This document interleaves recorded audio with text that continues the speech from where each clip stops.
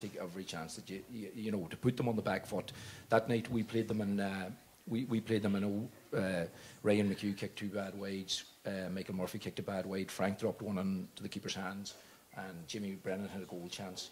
Now, whether that would have made any difference at the end, I don't know. But you need to take every score. I think against every chance you create, you need to take, you know, the majority of scores, put them under the pressure. You know, put them in a position that they've never been before. You know, and I think that's what Tyrone's got to try and do, and that maybe, as Finn was saying, maybe come up with something that they're not expecting. Do you think, Tony, just and Finbar, that, you know, we're talking there about Dublin and their comfort zone, and they nearly seem to be in their comfort zone when they're playing against teams that are set up defensively against them, because they probably learned from the Donegal beatings a couple of years ago, and they're so ingrained now playing against teams that set up defensive, whereas when Mayo come out and done something different and pushed right up on them, it took them completely out of their comfort zone. Like, so you're nearly playing into their hands really by setting up defences for them, because they know how to unlock it.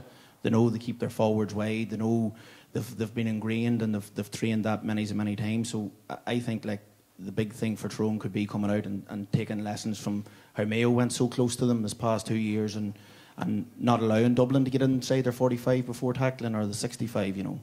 Yeah, I definitely agree with that. Well, you know, I watched the documentary last night, and the one thing that stood out, it was a great documentary about Tyrone, but the one thing that stood out was that clip against Kerry in 2003, the first tackling all through.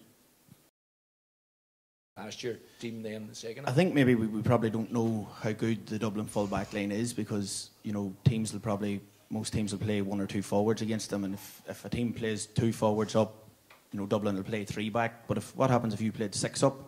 You know, will they play 7 back? Or, you know, I think you have to give them decisions to make. Like, and as we said, you know, probably Tyrone hopefully will have learned from the last 3 defeats that how they set up just didn't get the job done. So. On Finbar, and just, you know, they've talked about the lack of a marquee forward for Tyrone, but, you know, both teams have a good spread of scores, I suppose, which is a positive. I mean, Conor McCalskey at the end of the day is the 2nd top scorer in Ireland this year, just behind McManus. Now, he's played maybe 2-3 more games than Dean Rock, but he's hit 216 from play out of his 238. So maybe it's not. Maybe it's all a bit downtrodden for no reason, is it? No, we definitely have the forwards, and as I say, unbeat marquee forwards in Big Rich in the square is probably suffering most of the 6 forwards, because while you have Skeet going so well, and Tickin probably is probably running at about 70% strike rate, even though he has a large tally. So there's still a lot to be worked on. But we do have a marquee full forward in Big Richie, and I don't think we're neutralising that type of character of a player that we have. He's a big, strong, burly forward. We're not playing plan B into him. The one single ball that went in the air to the square in St Andrews, Healy Park, gave Cluxon and the fullback a lot of bother, because Richie was there. Galway's first goal too, Finbar. Galway's first goal was a kind of a high ball into the edge of the square that broke against Dublin in the semi-final, you know. So yeah, so while we are playing a style of football, there's probably doesn't suit Richie having to be a big burly forward and expected to come out in one ball in front and all. That guy's designed to cause havoc, like, and I don't think we're using that. And 2 great feet as well on him. Tony, how do you prepare for the Dubs? You know, on All-Ireland final day, you obviously went down in your day and you beat them, overcame it. I mean, is there any different preparation, or is it all the same because it's All-Ireland final day? Just getting back to Finbar's point, the rumour I heard, Tony Kelly down. Tony's one of the Kelly brothers. He lives down Dunlow, down my patch, and he reckons that he's heard that Liam was out all weekend kicking high balls out the back garden into Richie. So that maybe is the plan B. But I suppose it's different. It was different, and back in '92, we won the Ulster title. We were beat. We won the Ulster title in 1990. We were beaten in the semi-final by Meath, and Down beat us comfortably in '91, and we came back in '92. And I suppose the catalyst for us was Down going on to win All-Ireland. Back then, if you won Ulster, it was brilliant, and it was nearly the trip down to Dublin then for the semi-final, and that was it. You never thought about going on to win it. Down broke that mould. We won it, and I suppose we beat Mayo in a very poor semi-final, but we came in against Dublin under no pressure at all. You know, Dublin hadn't won All-Ireland since '83, so all the pressure was on them. And I think, you know, the joke at the time, and we seen it afterwards, they had their lighters and their beer, their pint glasses already printed 1992 All-Ireland winners, you know. So we were quietly confident, but listen to me, it's definitely a different area now, because unless you have a game plan for 70 minutes, nearly mapping out every single minute, you know, back then it was you won your individual battle. If you won your individual battle and you won enough of them throughout the field, then there was a fair chance you were going to win the game. But what people didn't realise at the time, Donegal had never won a competitive game in Croke Park in their lifetime until we won the semi-final. So that was a massive monkey off our back, and we were actually quite calm. We were calm about the thing. I remember we went down the Saturday night. We stayed out and finished in house. We went out to Shelburne Park the night before to the Dogs. I think that's what you do at the time, and we came up through O'Connell's seat and seen the supporters, and there was a great buzz. But now listen to me, I was young at the time, and you were just mad keen. I'm not sure how the older boys felt about it, but we were calm. We knew that the pressure was in Dublin. We knew that their strength was the half back line, and if we could get them turned on and go at them, which thankfully we did. And I suppose probably trying to make comparisons to maybe this Sunday, it was always when you play in a final, you know, you'll have maybe 10 or 11 play well.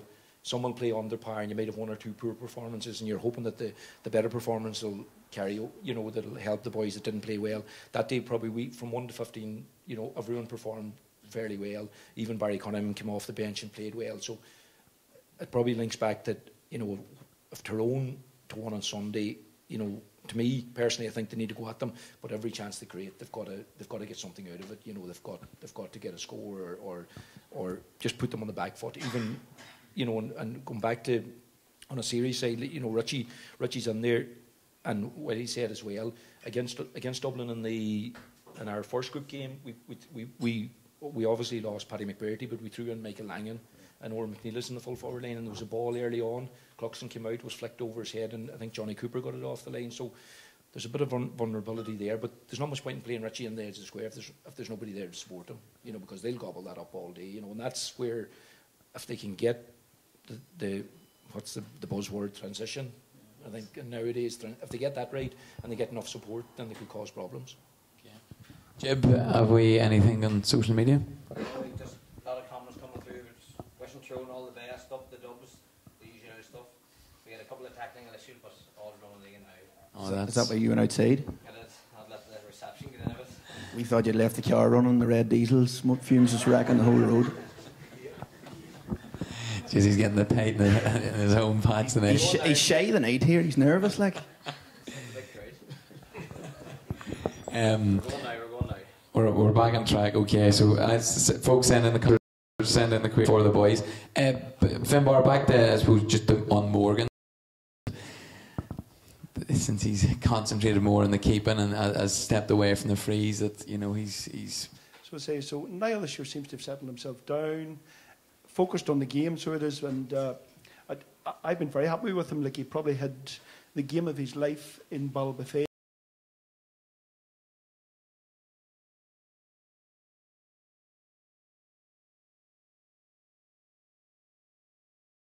Up until the unfortunate error between himself and Hempsey, one will blame the other, like the goalkeeper will always blame the defender for not moving. But here, that aside, I thought his kicking out that day was absolutely top drawer. Just on that, I think maybe his goalkeeper, and you make a mistake, you're back in the next week. No, this mistake just can't be, say nearly to the cross just because of this. I don't like that. Yes, you have a plan B. You've always got to carry a backup goalkeeper. That backup goalkeeper's got to be used well during the National League to develop his skills, not to be left out, to develop through the league. But when you come to the championship, you pick your defensive back three, and especially a full back and a goalkeeper. And that's a big unit. Did you find that strange then that in the qualifiers, I think twice Mickey changed, Niall? Well, even going back, I've seen it there. Good luck to them. They're two more successful goalkeepers than me, was John Devine and Pascal. I could not have played under them circumstances. I've been in one, out the next, in one, this rotation system. No, I was for the house. That wouldn't have happened.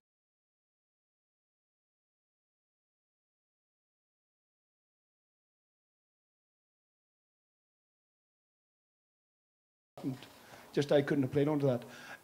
Niall, don't think he should have been penalised for the Meath game. No, I think the fullback and the goalkeeper have got to play as regularly as possible because if the goalkeeper's making mistakes, it's normally because of issues out the field. If it's a handling error here, it's a one-off. You've got to move on. But the goalkeeper's not for changing the most vital place on the field. goalkeepers always blame the full back. And the full back always blames the keeper. So who was in the wrong between Hampshire and Morgan that day? Hampshire. I agree with you, but I think if you look, Hampshire's flat-footed and he's waiting on it, and Ryan McHugh's just nipped in bread and butter. Like. Well, the perfect Donegal forward. Like, unfortunately, I had the 14-yard line myself in the stand, and it was on from the minute the ball was kicked, unfortunately, because Hampshire didn't move. Like, there's two men up next, and if it was a short kick out to them two wouldn't have been waiting on it, and that's Davy and Connor. Like, well, they'll definitely not get it today with the weight on them. Tony, what about free takers? With Tyrone, I mean, does Lee Brennan have to start possibly to, on the left footed? Be careful what you say now. You're in his hometown. No. To be fair, listen, Lee made a massive difference when he came in on in Balbafay that day. He was the difference. Our substitutions didn't work on the day, and to be fair, the Tyrone substitutions at the time, and especially Lee, because listen, he committed defenders, and that's what I like about a forward. The way the game's going lately, a lot of forwards are in, but they're not. They're just moving the ball on, and they're going sideways. But the one thing about Lee, he'll throw a dummy, he'll commit someone, and he'll normally get a shot away, and he was very good that day. And again, it's a big call, right? Because free kicks is a massive part of the game. And it's even a more massive part of the game because you have someone like Dean Rock, even though he missed a few against Galway, he's nearly, you can nearly be certain that if you concede a free kick inside 45, 50 metres, it's a score. Now, on the other side, if you have an opposition and you don't have a recognised free taker, then Dublin can know that in certain areas of the pitch they can give away that foul, and then they're not going to be damaged by it. So it is a big call. I haven't obviously seen Lee that day, and I've seen clips of him, and he seems to be an awesome footballer, and on his day he can kick them from everywhere. So it is a big call, but again, it goes back to the type of game that Mickey's going to play, or the game plan, because if you're not going to commit enough forwards up, then you're not going to win. You're not going to win enough frees, because Dublin will just crowd you out with 2 or 3 defenders. That are. To be fair to them, Dublin have a lot of defenders like that Tyrone would have had back in 2003. The likes of Connor and Davy that are here, good man markers, good on the ball. They can play it anyway. If they have to put the boot in or be physical, they can do that. When they won the ball, they can take the ball out of defence. So it's again, a lot will come down to the type of game that Mickey wants to play. What a free kick taker? We've seen it in our All Ireland final day. Manus Boyle kicked 9 points on the day. I would say maybe five from frees. I think Declan kicked 2 or 3 from frees. So on an All-Ireland final day, you just can't afford to miss, especially scoreable frees, and that's why it could be important on Sunday. Just on the marquee forward one, Raf, I actually think like Tyrone do have marquee forwards. I think sometimes it's the system that the fault are in. It's like we talked about Richie being inside and not playing to his strengths or whatever. Sometimes you might only have 2 forwards inside that position 65. Like I think. An adjustment to the system, 4 or 5 forwards, 3, 4 forwards even, and like just gives them the opportunity to flourish. They have a bit more support. Do you know what I mean? Like I think pound for pound, the likes of Lee Brennan's as good as some of the other forwards in the county, like, or in the country. Like, so for me, he has to start on Sunday. I think he's, for a young lad, he shows so much bravery to get on the ball in all different situations. And as Tony said, like all good forwards look to commit defenders, and every time he gets it, he looks to create a one-on-one, and that's what he wants to do is commit the defender. Like. So is your approach then in relation to Tyrone's system, is it, Sparky Bradley, Lee Brennan, kicking ball in or taking it to them like Donegal did in 2014, catching them on the break? Yeah, well, I think it's, Richie inside, you've the double-edged sword. You can, if it's on, you can let it in, and the boys can get around Richie. Or if it's not, then it's a carrying thing, and it's it's Lee coming out on the loop or whatever it is, and then you're looking to get the shots. I didn't think Lee was effective coming out on the loop. I thought it took away from what he is, being a marquee inside forward. That bringing him out and around the 45, even the halfway line. Like Lee wasn't seen to his best, and plus the fact against Monaghan. Yeah. Coming on the back of the Balbafay game where Lee Brennan was worth double the fee, and to see that performance that he gave. And I think everyone Thanks for landed reminding us expecting for the that. same again. Thanks for reminding me about that day. I just think even Finbar, you know, it's probably unfair to judge them on that Monaghan game, because Tyrone and Monaghan have played others so often this past number of years, and they know other inside out. And even, you know, if you look at the Monaghan attack that day, it didn't function at all either. You know, I think both Tyrone and Monaghan were around 45% in their shot accuracy. Like, and I think like that Lee can be doubly as effective, you know, coming out on the loop, or as you're talking about. I'd like him inside. You know, if he plays okay with our system, he's going to have to retrieve himself back at least till our 45. But I'd like him asking questions inside Dublin's 21, because it would take answering. Definitely. I would agree. I would agree with the boys, the likes of Lee and Mark Bradley. The thing about the Dublin defenders, they nearly, you know, they love that physical battle. Yeah. You know, we've seen their cornerbacks, you know, marking big, strong forwards, and they seem to love that. Johnny Cooper and that. You know, you throw on two smallish ball-playing corner forwards, it could give them something different. Yeah, that low sense of gravity. Yeah, like yeah. You know, It's falling over the hard, top, it's hard creating to the foul or committing the foul. Yeah, two boys, like, it's very hard, you know, if there's a physically bigger man marking them taller, it's very hard to get the tackle right, and a lot of it will come down to Conor Land's interpretation of what he's going to give as a free. And Well, on that, I suppose, in relation to Conor Lane, you know, how much time will be spent focusing on the referee in each team's build-up this week? Well, I always found going to Croke Park, and especially, you know, in the depth of championship games, you're three down. Every man's doing his bit for Dublin. The minute you land on the bus, step out of the bus, trying to get a change room opened, everybody's doing their bit for Dublin. That has to become overcome, as well as focus, and to say, on the off from the start, referee is going to give Dublin 3 big decisions in any game in Croke Park. Well, Tyrone have to be happy that it's not Dublin Joe refereeing, you know. We used to say the same about Jim Curran when we played, and also, but anyway, that's for and another story. So did we. So there will be, you know, focus. Like Mickey and Al will focus on, you know, this is what Liam does, this is what he gives, this is what he doesn't give.